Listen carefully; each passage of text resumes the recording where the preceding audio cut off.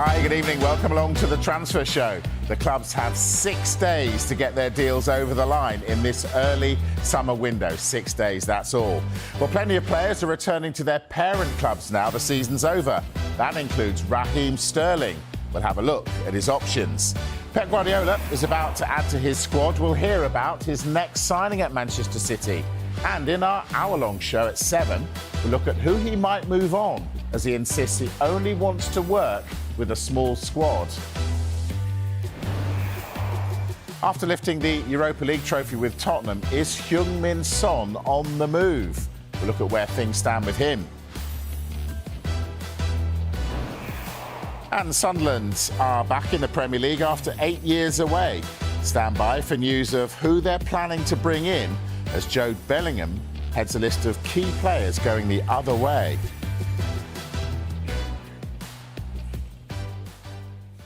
James Green, Mark McCallum have told me they're across everything tonight, so you're in for a treat. OK, good evening, gentlemen.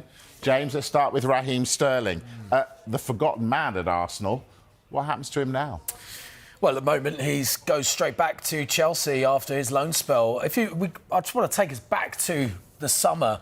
And actually, when that signing was made, it felt like it was a signing that made a lot of sense. Arsenal didn't have to pay his full wages. Chelsea were supplementing a big portion of that.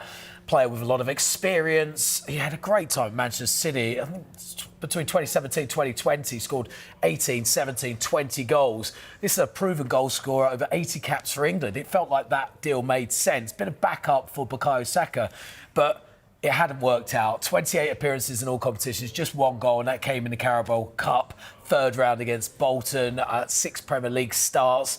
There was even times, Mike, when Mikel Arteta was looking at his bench, looking at options to bring on. I particularly remember the game against Manchester United at Old Trafford, 1-1, and he was looking at his bench. He chose to bring on Kieran Tierney instead, and there was a pretty miserable Raheem Sterling on the bench that time. It's just a move that hasn't worked out for him. The issue now goes to Chelsea. They've got a player that's got 2 years left on his £300,000 a week contract. What do they do next? Where does he go next? That is the question mark. This is a man who's played for Liverpool, he's played for Manchester City, he's played for Chelsea, he's played for Arsenal, big clubs. What does he do now? Well, obviously, he's still got 2 years left on his current Chelsea deal. He was one of the last of the old era. He was one of the last Roman Abramovich signings at Stamford Bridge. And obviously, we know what came with that. Big wages, big money. But Chelsea have gone in a completely different direction. They've restructured the way they do business. They've given longer-term contracts, less weekly wages. And Raheem Sterling, as James has said, is going to be one of the top earners at Chelsea at the moment. So therefore, he doesn't currently fit in to their wage structure right now. So they'll be looking at the situation saying, look, as much as we respect you and like you, you don't fit into what we're doing right now. It'll be interesting to see what Enzo Maresca says, although based on what's happened this season, he's taken a lot of guidance from those above about the players he can and can't use, and of course what they want to do financially with regards to these types of players. Did you say Raheem's got 2 years left? Yes. 2 years. So he's on big money. So why doesn't he just sit there and take his money? Well, he could. Of course, he could. He's one of those players who's been there, done it, got the T-shirt, not only at club level, 10 trophies at Manchester City.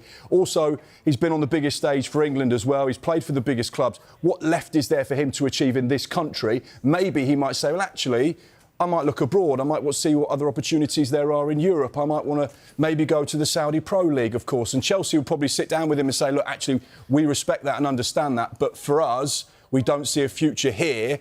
Maybe he didn't give enough on the pitch at Arsenal, but there's no question, when you look at this player, he still has so much to offer a group, a squad, and I think that's the key thing for Raheem Sterling. OK, all right, so Raheem, he's on his way out of Arsenal of that loan spell. Thomas Partey at one stage looked like he was on his way out of Arsenal. No more. What's the latest with him, James? Yeah, latest is Arsenal are in talks with his representatives about extending his contract. Now, his contract runs out at the end of June. Now, Arsenal this evening or this afternoon, they announced players leaving the whole squad, not just the men's team, the women's team, the academy as well. His name was at the bottom with alongside, I think Chloe Kelly's was on there from the women's side as well. The fact they're having discussions about potentially extending. This is a player, 31 years old. He made more appearances in the Premier League for Arsenal this season than he has done in all the other seasons previously. So 5 seasons he's been remarkably important for Arsenal this season, perhaps surprisingly for some actually, but he really brought the best out of Declan Rice. Declan Rice speaks so highly about his role in the team. He was adaptable this season, able to play right back for big portions when Arsenal went through their full-back problems, when every single full-back they had, which was at the start of the season deemed an area where they've got so many, but they all seem to be full crock of injuries. He's stepped in then. So, look, he's a player that did become very important. And if you look at Arsenal's midfield now, if he was to go, Jorginho's on his way to Flamengo after his contract expires. Declan Rice, Mikel Merino who played mostly back in the season as a centre-forward. Miles Lewis-Skelly, who potentially now sees his future as a left-back. It leaves that central midfield area pretty bare, especially a defensive midfield area, if you can extend his contract and if they can negotiate the best wage structure for the club and for the player. It seems like that's a deal that will make sense to extend that for either a year or another year. And Zubimendi coming into Arsenal as well. Still not happened yet officially, but that's one to keep an eye on because we understand that Arsenal have triggered his release clause. So, yeah, that is another addition to that midfield area that is obviously in desperate need of numbers at the moment. Yeah, great signing too. I want to take you back to Chelsea, Mark. No, James, you can do this. What's the goalkeeping situation? Well, look, Mike Maignan, we were talking about a little bit yesterday when news kind of filtered that Chelsea might be interested in the goalkeeper. Now, we understand that actually Chelsea have been offered the services of the goalkeeper, but they're trying to negotiate the fee. They don't want to pay a big fee for this for the keeper because he's got 1 year left on his contract. But he's an experienced keeper, France #1, 29 years old, AC Milan captain. And actually, when we look at that Chelsea side, and a lot of questions asked about Chelsea over the last year has been about their lack of experience. Well, this is certainly a player who will be able to provide that. Leadership qualities in there as well. And I think Robert Sanchez, their current #1, maybe an unconvincing season in goal, but Chelsea at the moment still comfortable with the goalkeepers they've got. I think they've got 4, or we may have worked out about 8 or 9 yesterday, but 4 main first choice keepers that they like and they're comfortable with, and they're not going to be rushed into a decision, but it feels like this is an opportunity that's been provided to them. Maybe not an area they were looking to target originally in this summer transfer window, but as we know, clubs need to be adaptable to opportunities that just come up, and this could be one that they might well take advantage of. Yeah, it's interesting. The Raheem Sterling situation reminds us that there are an awful lot of players going back to their parent clubs who their parent clubs may or may not want them. Mark, talk us through that situation, and in particular Philip Billing, who of course has got a nice Serie A trophy round. Incredible. Another player just on that theme as well, Kepa, going from Bournemouth to Chelsea. One player going back into Bournemouth is this man, Philip Billing. And it's amazing, really, because he wasn't getting a lot of game time, wasn't starting many matches, wasn't playing his best football, although at times he'd been incredible for Bournemouth. Went out on loan in January, the winter window, to Napoli. Didn't start many games in Serie A, but earned enough to get himself a medal. And now comes back to Bournemouth as a Serie A winner under Antonio Conte. So quite astonishing, really. He looked like he just wasn't going to get any game time. Suddenly, he comes back with a league title. So, yeah, that's the situation. He's going to return from Napoli to Bournemouth. There was an option in that deal, but at the minute it doesn't look like Napoli are going to trigger it. But like you rightly say, this is one of many players that have all been sent out on loan for the back half of last season that are all suddenly going to be back at their clubs. Yeah, we talked a lot about Jadon Sancho yesterday, but I want to talk Marcus Rashford. What on earth are Manchester United going to do with him? Well, this is, again, another one, isn't it? And I think we look at Rashford, we look at Sancho, you look at Anthony. I think we might get on to Anthony a little bit. But you look at where loan signings actually work well. Look, he had no future at Manchester United. Ruben Amorim made it very, very clear he didn't want him part of the first-team squad. Actually very different to the Anthony situation, where Anthony was included in pretty much the majority of Amorim's squads. But then he's gone on to have a really positive loan spell with Aston Villa.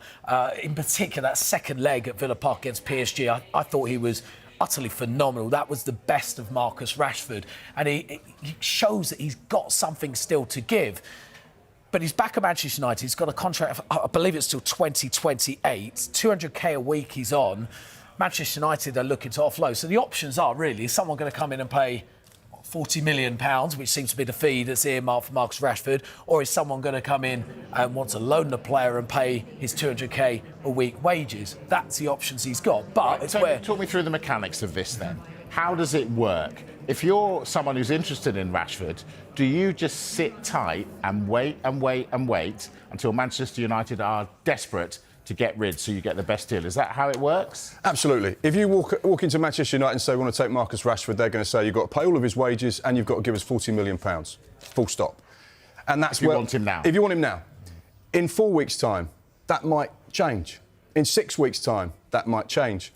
2 or 3 days before the deadline closes at the end of August, it will be a very different deal. That's why you've seen players like Jadon Sancho go from Manchester United to Chelsea, or Raheem Sterling go from Chelsea to Arsenal, where you've got Chelsea and Manchester United playing huge chunks of their wages, because actually it's better to shift 50% of the wages off the bill instead of keep paying 100% and not really have them involved. So therefore, this is where a lot of clubs will sit tight over the course of the start of this window. You see clubs like Liverpool who go into the market. They've got targeted players. This is what we want. This is where we're going to go and strengthen. And these are the players that are going to add to our squad.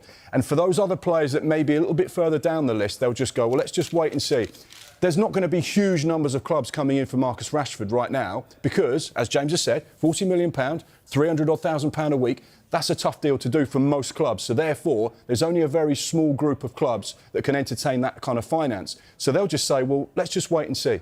And then they'll make their move. So at the minute, there will be one price, but in 6 weeks' time or 10 weeks' time, that price will change. And, you know, as I was mentioning, Amorim made it pretty clear he doesn't see Marcus Rashford as part of his plans moving forward. So, again, clubs can go, right, let's take a step back. We've got time on this because they're going to want to offload him. They want to offload this player. We're going to try and get the best deal possible. So it's a massive game of chicken, is what you're telling me. Yeah. So always. Anthony's back at Manchester United. Same for him, is it? Yeah, same situation. Obviously, he got to the Europa Conference League final of Real Betis, was starting week in, week out, was scoring, was putting on social media how much he was loving life in Spain. Away from United.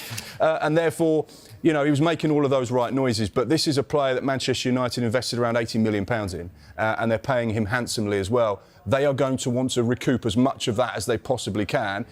My information is that Manchester United are open to all types of offers for Anthony, but you know that Real Betis are not going to get anywhere close to £80 million. So therefore, is one of those back in the building for the moment, but let's see how things progress. And that's the key with a lot of these players that go back to their parent clubs. How do they get on? What does the manager see?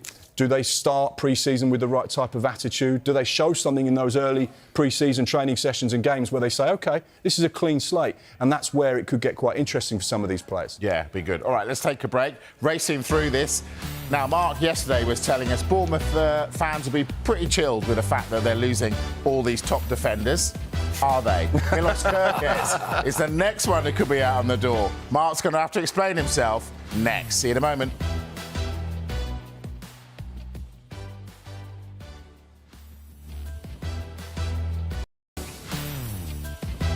Welcome back to the Transfer Show. We're going to talk Manchester City now, and I want to talk Jack Grealish. Mark, what's the latest on Grealish? Well, the information we're getting here at Sky Sports News about Jack Grealish is he's not going to be going to the Club World Cup. And I think that is a massive signal to the rest of the footballing world that Jack Grealish is available. You just have to look at his game time over the course of the last few weeks and months. He's been a bit part player, and Pep Guardiola on a number of occasions has opted to use younger players, inexperienced players, more defensive players, when actually you think most people would say, well, Jack Grealish right now, he could impact this game. He could change and transform this match and the outcome of this. So therefore, you have to just say, based on that evidence, based on what we know, this is going to be a really interesting summer for Jack Grealish. We know he's on huge money. He's the first £100 million player in the Premier League. What City get for a player who costs them £100 million who doesn't play in their side? They're not going to get close to 100 million for him, but this is a player that's still full of talent. He's still got a lot to give. We've seen glimpses of it this season. I think he's playing for England in that more central role and actually looked brilliant in that central role for England, just behind the forward. I think he's going to have plenty of suitors, but it's just a big shame, isn't it? You know, I don't know whether that's because I've got my British hat on, that I want to see British players really perform, really do well. But like Mark said, there were so many moments last season where Pep Guardiola looked at his bench and chose youngsters or defenders over him. And we saw it, I was mentioning with Mikel Arteta looking at Raheem Sterling and ignoring him. Pep Guardiola's doing the same with Jack Grealish. I think there'll be plenty of suitors for Jack. I think he's got a lot to give still. The problem is wages. But it's the same problem. Yeah. We've got it with so many players at the moment. Raheem Sterling, Jadon Sancho, Jack Grealish, Marcus Rashford. Yeah. They're all big hitters. They're all earning big money. So therefore, you're going to need a Man City to do a little bit of the heavy lifting. Or you're going to have to find a club, maybe in the Saudi Pro League, that says, don't worry about the wages, we can offer you more and we'll take you on and we'll pay what Manchester City want. To answer your question, what's he worth? You'd have to say 40 million, maybe. Something like that, similar to Marcus Rashford. He's 29 years old. He's still got time on his contract at Manchester City. But, of course, it's just going to be what can we get back, because clearly he's not in their plans. Yeah, OK. All right, listen, we're going to do a much deeper dive on Jack Grealish at 7 o'clock. Stay with us for that. But let's stay with City then, James. They have been making moves today. Tell us about this gentleman. Yeah, deal agreed for Tijjani Reijnders, deal worth £46.3 million. The player is going to sign a 5-year contract with the club. 26-year-old midfielder. He was the Serie A midfielder of the year last year, scored 10 goals in Serie A. He's creative, and there's this hole in the midfield of Manchester City, as you well know, Mike, a certain Kevin De Bruyne-shaped hole, and this is one way of starting to fill it. I don't think you can't replace Kevin De Bruyne, of course, but he's certainly going to be a big part of doing so. Netherlands international too. And this is the first one that looks set to come in before the 10th of June deadline, which means he will be available to play at the Club World Cup. City, of course, have said they are going to strengthen. They have an interest in Aït-Nouri from Wolves and also Ryan Cherki as well. Is that enough? Well, it's interesting because you're getting this feeling in the window at the minute that Manchester City want to play at the transfer table. They want to bring new players in. They want to add to the squad. And there's a number of players that are being linked with this. But that contrasts what Pep Guardiola says. I want to work with a small squad. I want to work with a tight squad. Well, it means people have to go, Mark. And therefore, yes, people will have to go. And even Pep Guardiola has said as much as, if this is a big squad, I'm not going to be here. You know, I need to work with what I work with. So you'd have to say, we've spoke about Jack Grealish, but there is likely to be a number of big-name departures from Manchester City. One player that fits into that remit of going out on loan, Kyle Walker, coming back to the football club. What do they do with him? He's another one in that bracket. Yeah. And he would be on big money as well. So therefore, they are going to be fascinating to watch over the course of certainly the next few days to the window, closing on the 10th. But then after the Club World Cup, what do they do? Who does he use in the Club World Cup? What players are involved? Because you'll start to see the rebuild that started in January take shape for that mini-tournament. Right, listen, I want to race through. Race through. Race through. I'm going to let you talk as much as you like at 7, but I want to talk HeungMin Son. Yeah. Are Spurs really going to let their talisman go? Yes, if the right offer comes in. He's been at the club for a long period of time, delivered that trophy, remarkable situation. He's a real fan's favourite.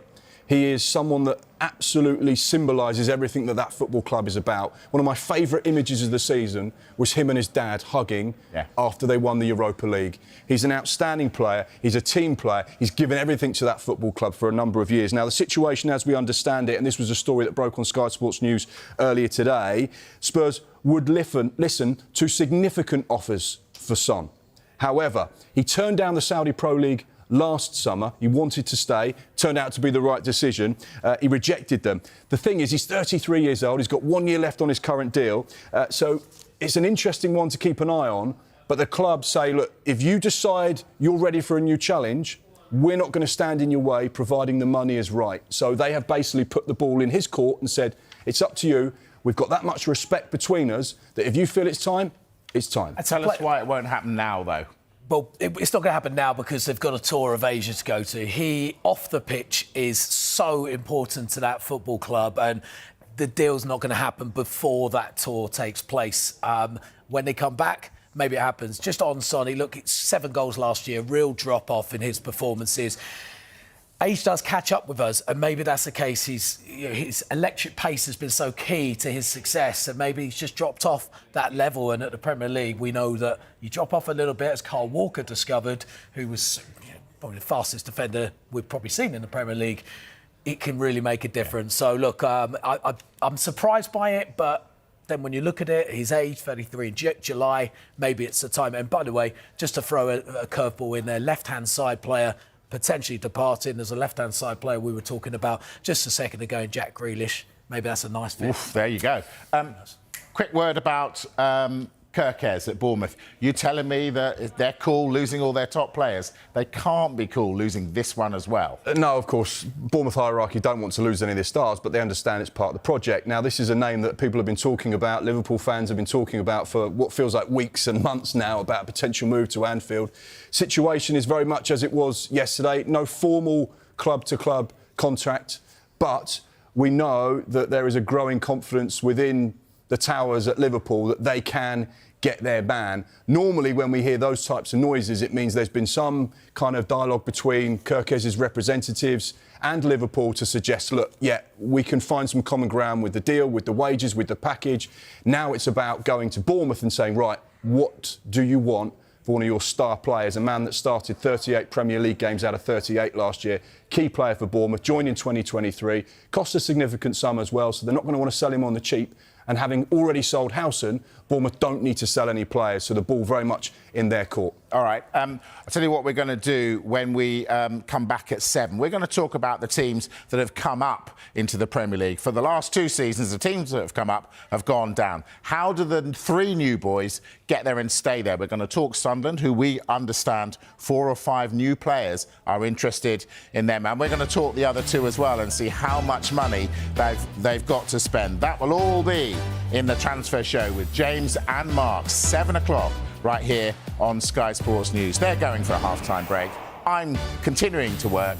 I'll be back in the Sports Centre after the break and we'll talk Millie Bright, who's pulled out of the England squad. That and more to come.